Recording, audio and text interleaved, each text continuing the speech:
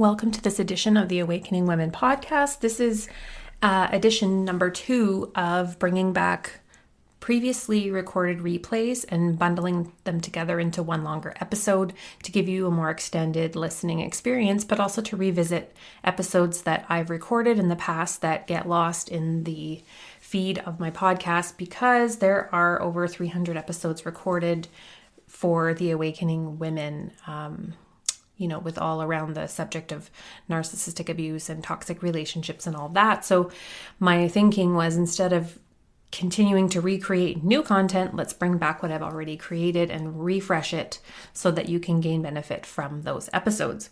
So in this edition, we're talking about wondering if what they do is on purpose, as well as what to do when you're feeling confusion when they start to make quote unquote changes. Okay. So in the first one I'm going to play for you here in a minute, it is based around, do they do it on purpose? And I want to read a comment from a reel of mine that I created that got just a ton of feedback. It was created quite a while ago, but it was around, I don't think that I'm being emotionally abused, or that I don't think he's doing it on purpose. And here's a comment that stood out to me that I wanted to add to this episode.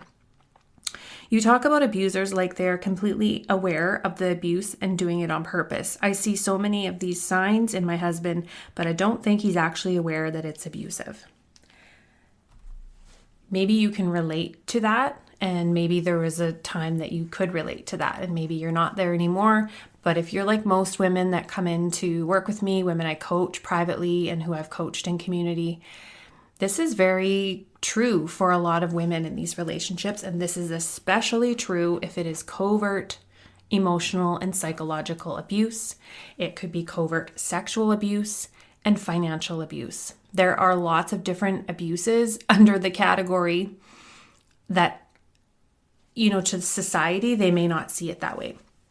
So for instance, the whole sex thing, I've done episodes on that. Next week, I'm going to do one specifically for that, the sexual coercion and control, and what is considered sexual abuse in a long-term relationship or marriage. Because yes, it does exist, and it doesn't always mean it's forced entry, right? It can come about in covert ways. But when we're talking about that particular subject, in society, or you were to talk to a girlfriend or read anything about, men have needs, men need to get their needs met, they're sexual creatures, and if you don't meet his needs, then someone else will, or you're not being a good wife if you are not providing this for them to show your love, and all of this. And I have lots of different takes on those views and how some of it may be true some of the time, but different contexts. See, everything is about context. Your internal psychological state as well as your external environment shape your sexuality, your sexual drive, your relationship to your body and to your sexuality. And so when you're reading a lot of these books around healing your sexuality, if that's what you're doing, or maybe you have had past sexual abuse and trauma, and so you're taking that on to think the problems in your relationship are stemming from your past abuse, right? Instead of seeing it as in the context of the relationship dynamic. Another thing I see a lot before I get into this next segment is that women will say, oh, he's just experienced so much PTSD or trauma, or he has this or he has that. And then so that's what they use as the justification of, well, he's probably not doing it on purpose because he has PTSD or he has this or he has that other thing. PTSD does not turn someone into an abuser. ADHD does not turn someone into an abuser. Even avoidant attachment does not make someone an abuser, even though they can have some behaviors that can mimic narcissistic or emotional abuse behaviors. And so this is where it can get murky, and why focusing on them is not the way to go. It's a broken strategy. And as you know, it does not work to put all the focus on trying to change him, make him see what he's doing. You're the admin, right? You're doing all the work behind the scenes to improve the entire relationship when they are not willing, they're not committed, they don't care about making their own changes. And so we have to heal that tendency within ourselves because it is our own sickness in a sense. Why do we end up choosing a partner that basically doesn't meet our needs whatsoever, and then we spend decades trying to get them to learn how to meet our needs? Meanwhile, they're hurting us, harming us, driving us crazy, right? We have to take ownership for our own roles in creating the dynamic and for our own role in participating in the dynamic. All right, so if you're wanting to dig more into this and you're wondering, is this abuse? Is it covert abuse? Is it something else? Is it me? Is it something we can fix? Then I invite you to head to, I have 2 resources here. They're lower cost. There is my Relationship Clarity Bootcamp. You can get a 7-day access pass to dive into that. And you can also get my No More Toxic Cycles class that goes into the cycle, covert abuse tactics, naming them, how to spot it, how to know where you are in the cycle, how to track it, how to get clarity. And I'll put both of those resources in the link in the show notes of this episode. So without going any further, because I could go on and on, I'm going to play the episode, Are They Doing It on Purpose, to offer you some clarity around that. All right, enjoy the episode. Welcome to the Awakening Women podcast. I'm your host, Leanne Oaten, and for almost a decade, I have been a transformation coach and therapist. This podcast is all about lifting the veil of consciousness and awakening to the truth. It is also about helping you to raise the bar in all areas of your life and relationships by starting with you. If you're ready to take back your personal power and reclaim your life, you have come to the right place. I'm so glad that you're here, so let's get started with today's episode. This is a question I think that's on every woman's mind who's in a relationship with a narcissistic partner. And it is, does he know what he's doing? Does he do it intentionally? And I have obviously done a lot of research. I've done a lot of my own study and personal education on these dynamics. I've experienced them myself. I've also worked with, at this point, over 100 women in my program this past year. And so I have this wide variety of different viewpoints and perspectives. So I've come to some of my own conclusions based on that I'm going to share here. But of course, I am not the be-all, end-all source. And I don't think, honestly, anyone knows for sure. It's how are you ever going to know for sure? So the first thing to really recognize is that I believe a lot of the behaviors can be unconscious, that what they do is maybe not something that's fully in their awareness or as to why they do it, maybe. But it doesn't change the fact that it's abusive. So even if someone does something unconsciously, it's up to them to realize that I don't want to be like this. I'm hurting this person. She is bringing this to me over and over and over and over and over again, and I keep doing it. And so to me, after the first time, then it should be conscious, where they're like, oh, okay, so that hurts her. I see that hurts her. She pulls away. She doesn't want anything to do with me. So I should probably not do that. But no, that doesn't happen. In fact, it keeps happening. So why is that? Right? So there's that viewpoint that it's unconscious. There's some that say, depending on the level of narcissism and the malignancy or the psychopath side of things, the further extreme end of the spectrum, that it is intentional, that it's all methodical and thought out and planned and all of that. So there's that side of things. So there could be that, yes, there are times that it's unconscious and times when it is definitely intentional, and there's something in it that they are getting from behaving in that way, even if it's just your reaction or you're upset. So some say it is intentional, others say it's not. I think it might be a combination of both. It doesn't matter. It's still abuse. It's still damaging. So I don't want you to get lost in that, well, if it's not intentional, then maybe it's workable, or maybe I should be empathic and understanding he's just damaged and he's doing this unintentionally. He doesn't mean it. So this is what keeps women in it. And that's why I haven't answered this question directly yet, but I wanted to address it to say that, sure, maybe some of it's not. It doesn't matter. It doesn't reduce the damage that it's caused. And I don't want you to go into making excuses or minimizing what's going on because you are trying to have empathy that he's not doing it intentionally. You need to stop that and put the focus on the damage and the impact that this has had on you. That's the first order of business in this situation, is to stop trying to figure out why he's doing it, when he's doing it, what he really means. And you're walking on eggshells and you're spinning circles around trying to prevent him from going into those moods or having that Mr. Nice Guy, Mr. Mean Guy flip of the switch. You have to stop doing that. And that's what we really focus on in my program, is you've got to just put a halt, grinding halt to that behavior. It's uncomfortable because it's what you're used to, but you've got to stop doing that. Stop trying to placate and enable the abuse. So that's the first thing. So that's one side of it. The other thing I really want to highlight here that I always come back to is that they know what they're doing, I believe, because they only do it when they have you alone, on your own. You're at home, you're behind, sometimes they might say things in front of other people that only you would get or only you would feel because you know what they meant. It's a covert jab that was presented as a joke in front of others, but you knew what it meant. So certainly it doesn't mean that they're not behaving in ways in front of other people. But oftentimes, especially with the covert types, because they don't want to be seen in a negative light, remember? Their mask is that I'm Mr. Nice Guy, I'm a good person, I'm a good husband, I'm a good father, I'm a good provider, all these things.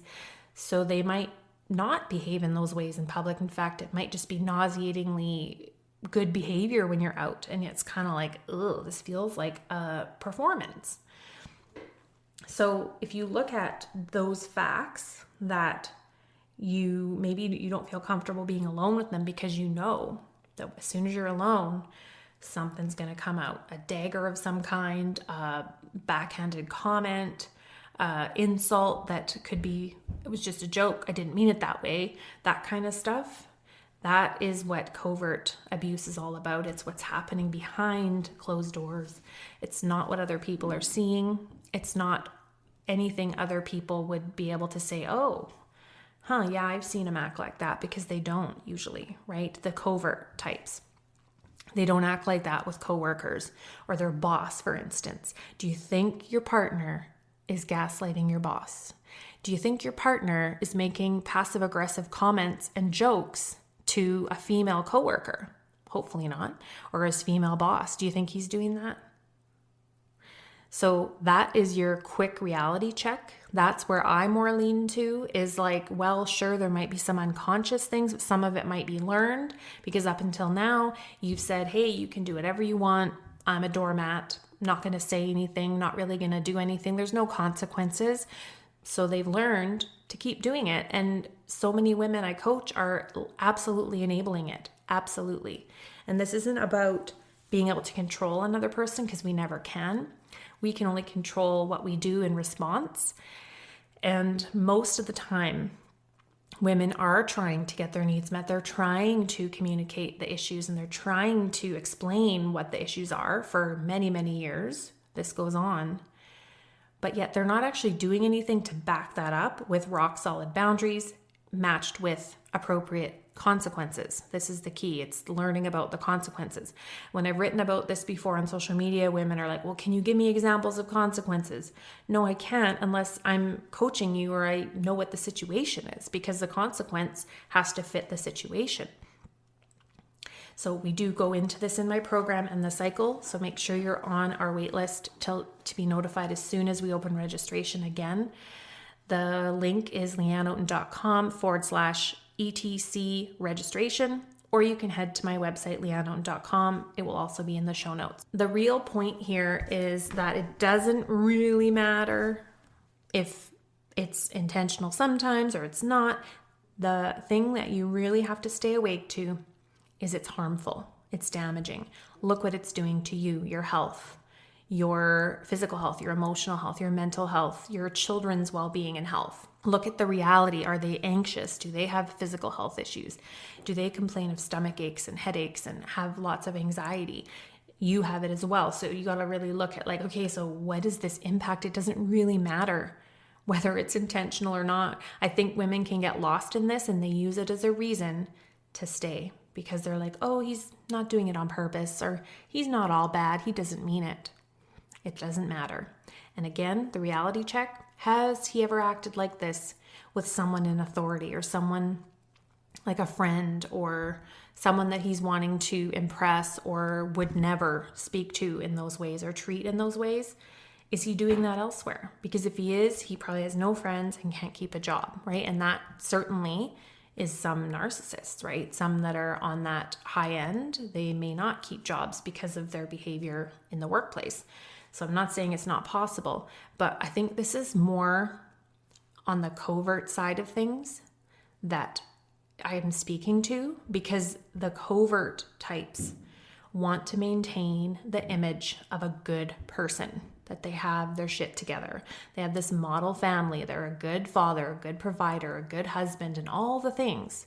But as soon as you're alone with them, that's when the daggers come out. And so is that intentional? I'll leave that up to you to discern, but please don't use that as an excuse to stay in something that is damaging you. That wraps up this short episode. That is my answer to the question, is he doing it on purpose? Hopefully that gives you some clarity and you can get out of playing that mental ping pong, because in the end, it doesn't really matter. The point is what is the impact it has on you and your family. This episode is inspired by a conversation that was brought up. It was a question that was asked inside of our free community. If you want to make sure that you get into this free community, just head to my website, leanneoten.com, and there's a spot at the top of the page where you can opt in, and then you'll be sent the info how to join.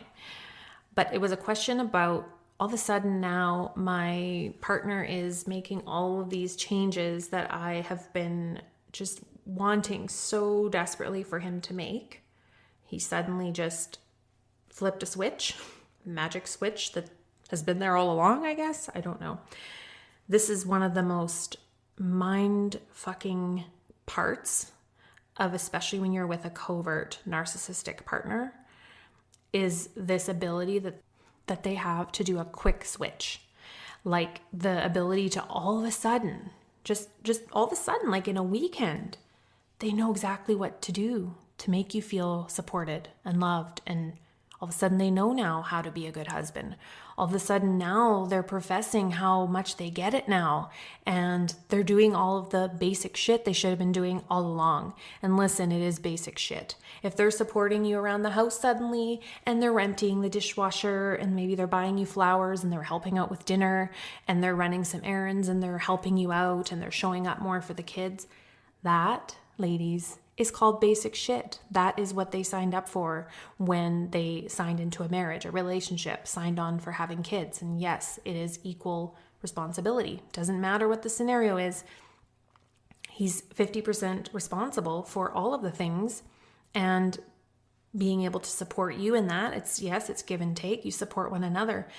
But what I see with women in these relationships is they're doing their 100% and their partner's 100%. And they wonder why they're exhausted and sick and drained and run down.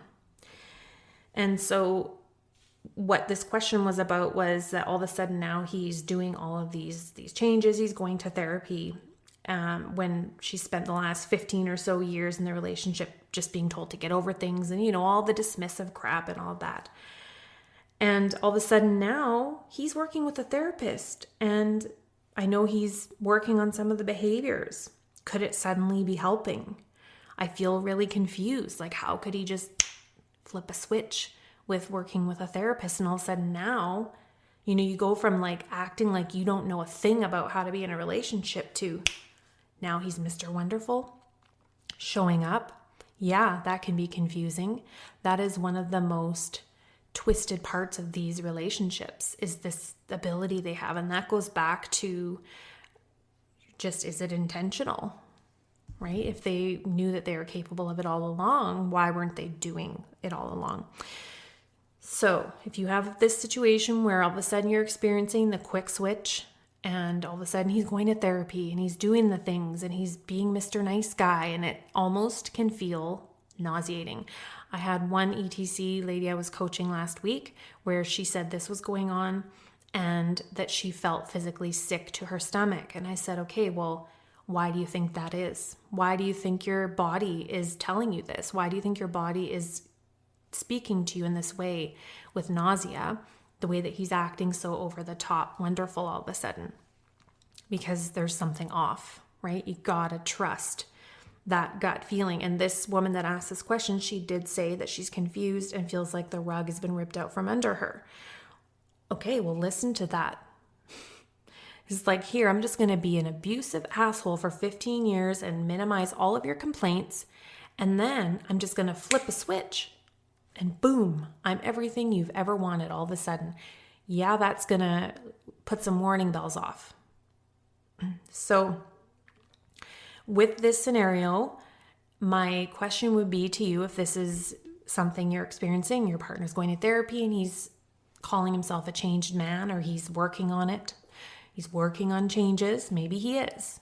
He might very well be. Some of them can get to that place where they're like, yeah, I do want to make some changes for sure. But that quick switch like that is a pattern. That's part of the cycle. So my first question, if this is something you're experiencing, is what's the length of time you've seen these changes? With this particular woman, she said, oh, just a weekend. My reality check to you is that is not enough. It is going to take at least 1 year of consistent changed behavior to be able to actually say, okay, there's progress being made here. If I look at this year overall and you're doing the work and you're able to set those boundaries and you're focusing on you and you're doing your work, like what we do in ETC, you're focusing on all of those things. If you're an ETC member or you're not, you're doing your work, okay? He's supposed to be doing his work to deal with his psychological errors, his thinking errors that cause him to behave the way that he does. And that is at least 1 year where you're seeing, okay, these things are happening less and less and less. I'm feeling a bit better. I'm feeling a little bit more at ease. So at least a year. A weekend is not enough. That is just part of the cycle, the way, as far as I see it right now. And then the next thing I would ask you is, what support do you have? So where are you falling back into the fog when your partner suddenly does that quick switch? That's the work that you need to be doing, is where am I abandoning myself and allowing myself to get back into the fog because he's doing that quick switch behavior, Mr. Wonderful. Now I can go back into hope and all of this false hope and belief that maybe this time, right? But a weekend or even a week or even a month is not enough, because they can fall back into those patterns so quick, your head will spin and you'll be like, well, just last week you were acting like this and all of a sudden now there's this. Unless they're dealing with the root cause of their narcissistic and abusive behaviors, you're not going to see a lot of change, because they have to work on their thinking errors, the ways that they're thinking and perceiving, because that leads to our actions, right? That's cognitive behavioral therapy 101. Our thoughts lead to our actions, right? So it's the thinking that leads us to the action, and it's the same with them. So if they're not working on that and seeing things truly like from a clear place, and if they have high narcissism, they're not really going to be looking that deep within themselves, right? The next thing I would ask you is the counselor that your partner is working with narcissism informed? Like, do they understand narcissism? Will they be able to assess him to see, okay, what level are we dealing with here? Are they really specialized in that area? Because if they're not, it's going to be useless. So that's really key. There's certain things you need to be looking for. The next one is that he needs to be doing key specific things. Just going to therapy once a week and coming home acting like a changed man, not enough. So there are key specific things that he needs to be doing. And one of those is having that remorse and guilt around what he's done, to be able to recognize the damage and admit to what he has done. You can't just go to therapy and sweep everything under the rug and say, okay, dust your hands off. Now we're just moving forward. I'm a changed man. No, do not fall for that. The next and last final point is that when the time comes, if it does, and maybe there is change being made. You're at that year point where you've done your work, you've seen he's doing his work and he's continuing with that work. Now you're left with this, okay, well now there is some change, but I still feel pissed. I am angry. I am so sad. Don't even know what to do with this past 10, 15, 20 plus years that I've been dealing with this cycle. Like, I don't even know if I can look at him in a different way anymore. How do we move past those feelings, right? It's like, how can I trust again? So not only is there the change that has to happen, then there's like, okay, so now there's change. Now how do we move forward? And this really brings about a whole other stage in the process. If you want to stick with this relationship and you believe that there is hope and that he is actually genuinely wanting to make change, like you really do feel that internally, like he does, and that is matched with his actions, like his actions are matching what he's saying and he's doing the work actively every day, he's respecting your boundaries and all those things, then the next piece to that is, now what? How do we move past all of this? You might not be able to fully. That just is another level. So it's when you are able to kind of come down from that roller coaster that you're left with this unsettling feeling. It can almost feel like a depression of like, well, now what? I'm no longer experiencing those adrenaline rushes and intense anxiety because maybe there is change happening and you've worked on yourself and you're feeling a little more calm and content. But now you're left with this feeling of, what do I do with all of this pain now? And all these memories and flashbacks and PTSD and all of that. And again, that's much more than I'm going to be able to cover on this episode. It's a huge topic because that, the way I see it, is the next phase. If you're with someone that truly is changing, there is improvements being made over time. And as I said, you need to see that consistent change. He's sticking with therapy, he's sticking with reading the books, he's sticking with having his support and accountability. You're working on your side of the street, and it's been about a year or more. You can look back and go, yes, these markers have improved. All right, to sum it up, first of all, around, is he doing it on purpose? We have to get rid of that mental block because it doesn't really matter.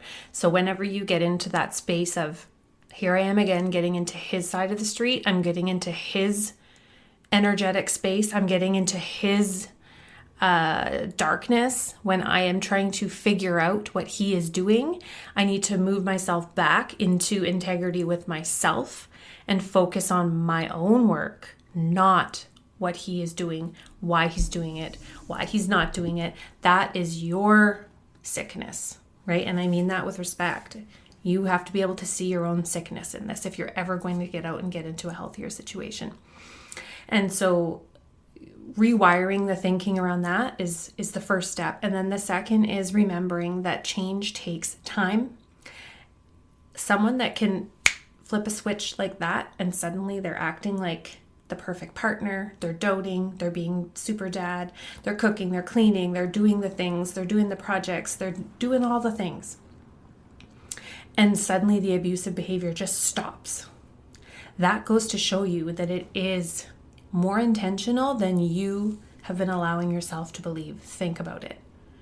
The quicker the switch, the more it is intentional. It's manipulation.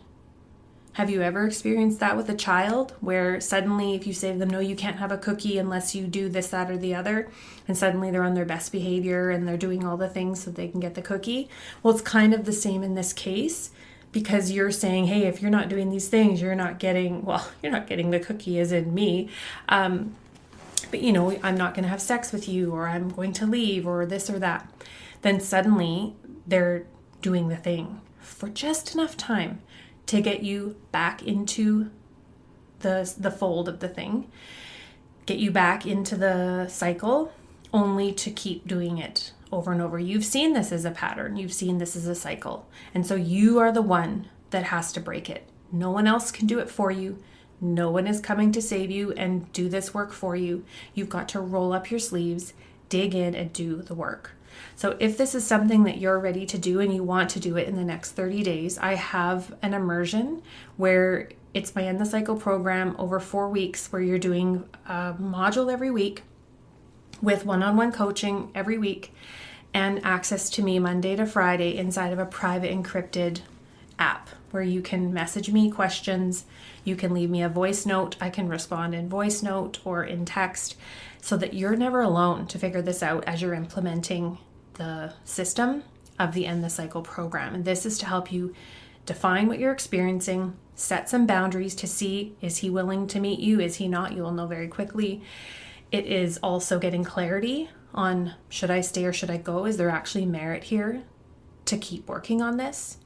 And then we move into setting the ultimatums, defining your non-negotiable needs, and then staging an intervention with your spouse to draw that line in the sand with them. Again, these are all steps to create clarity. You will also begin your exit strategy just in case. Even if by the end of 30 days you're not ready to make that decision, I promise you, going through this process and then starting the process of just taking some steps that feel really scary toward planning your life without your partner is so empowering. And what happens is women that get to that part of the program, that's the part where they get all of the clarity that, yeah, I actually can do this and this is what I need to do. And I want that clarity for you, because living in this limbo land is so soul-sucking and draining of your energy. It takes from you. You cannot focus on your work, your purpose, building your business, building your career, getting healthy, healing yourself, tapping into your creativity and your gratitude and your love and your joy. Like, you can't experience any of that stuff when you're mired in this. When you get out of the mental and emotional entanglements, you free up so much mental space. Women say, I'm so worried I can't do this on my own. I'm a mess. Well, you're a mess because you're in it. And when you free yourself from it, yeah, it's not going to be easy at first. No, you're going to experience different challenges and different difficulties. Yes, you will. There will be changes. There will be hard times ahead. This is not about you leave and all the problems are fixed. No, there will be new ones. But at least you won't be being abused, and you won't be in the cycle, and you won't be having to walk on eggshells every day. You'll be able to make your own decisions and have your own mental space and feel calm and peaceful and tap into your spiritual connection, tap into your joy, tap into your healing your sexuality, healing your emotional self, healing the trauma that you have not been able to even touch because all you've been doing is in these types of relationships back to back for your whole entire life. You have not even been able to address any of it. And that's what I want for you in 2025. If that's what you want for yourself, then make sure you get in to work with me. I'm going to put the link in the show notes for that as well, and you can check out the ways that we can work together in my 30-day immersion. All right, so I hope you've enjoyed this extended best of episode, and I'll chat with you in the next one. Bye for now. Stay warm this season with Ariat jackets and vests, available now at Cavender's. Ariat's built for every adventure with cozy warmth and rugged durability. Shop the latest selection of styles for men, women, and kids at your local Cavender's or on Cavenders.com.